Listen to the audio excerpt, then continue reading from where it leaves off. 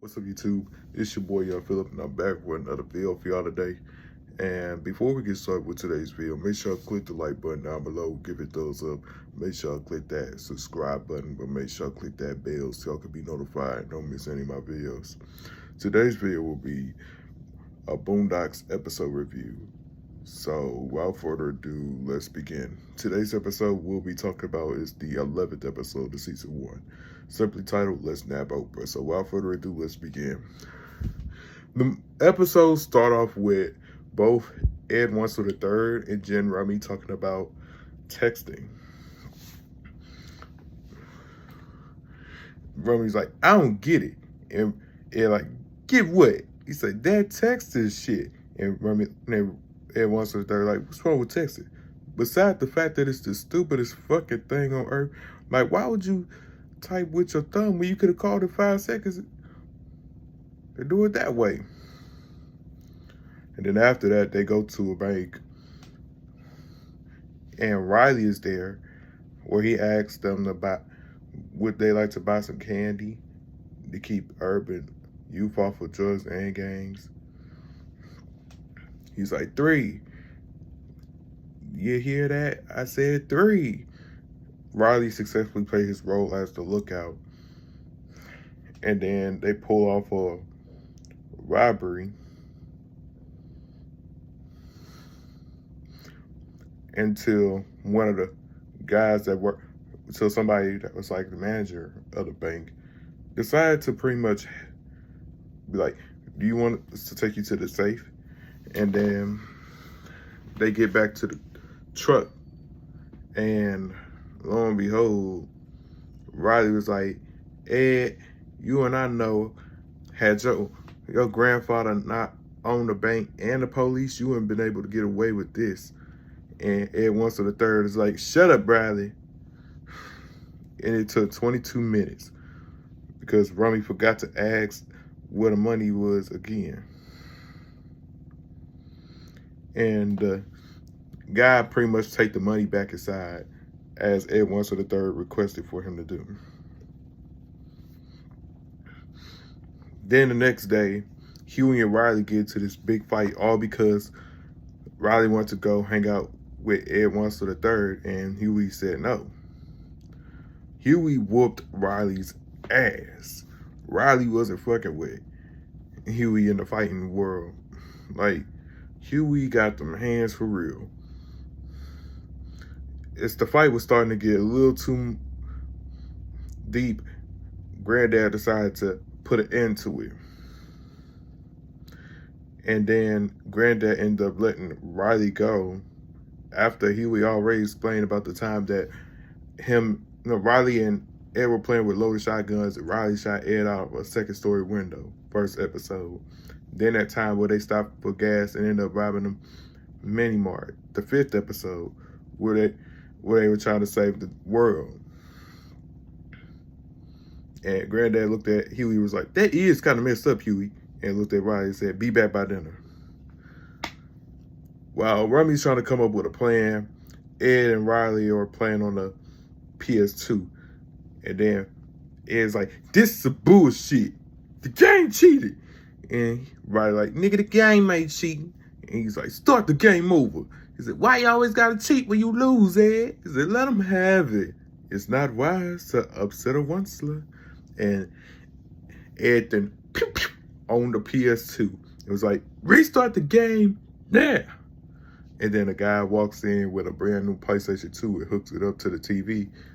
And they see on the news that Oprah's going to be in town the next day for a book signing.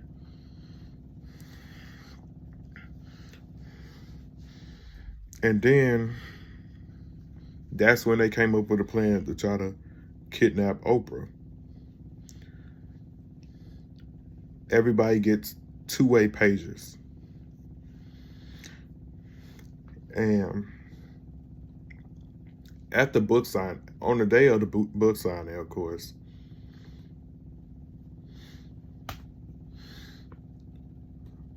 there was 2 spots. One was Borders, and then the other one was the Barnes and Noble.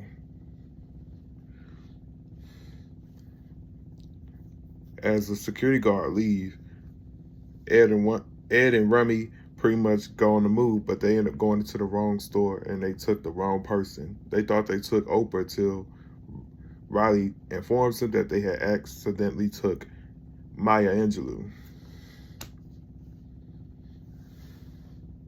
And then they end up dumping her off somewhere.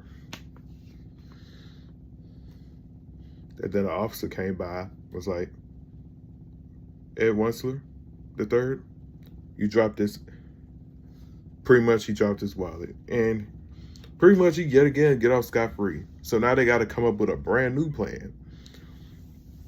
But before all that happened, Huey let Riley know that whatever the three of them, Ed, Rummy, and Riley are coming up with, they're not going to get away with it.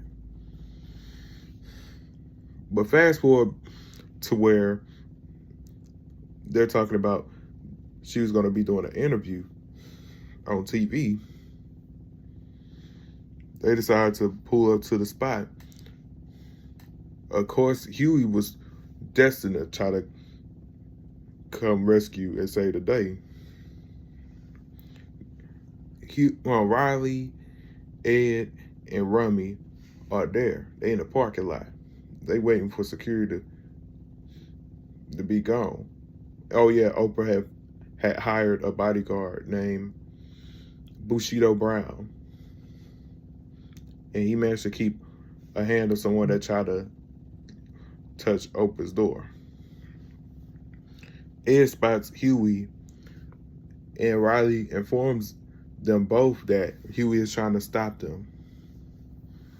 And places a little prank call saying that a stupid boy with a big afro is on his way to hurt Oprah. With the bodyguards taking care of that, the trio take off into the studio and try to get to Oprah, which leads to Huey fighting Bushido Brown. And Bushido Brown put in some work on Huey, but Huey did his best until Bushido Brown gets a call that there were intruders in the studio. And then they end up going into Bill Cosby's dressing room. And Riley was so sick of the bullshit, he decided to go back home. And Ed and Rummy decided to kidnap Bill Cosby instead, but brought him back 15 minutes later because they found him annoying. And right before they leave, Ed look at everybody and he like, what the fuck y'all looking at? And then Riley came back some hours later and found his two-way communicator.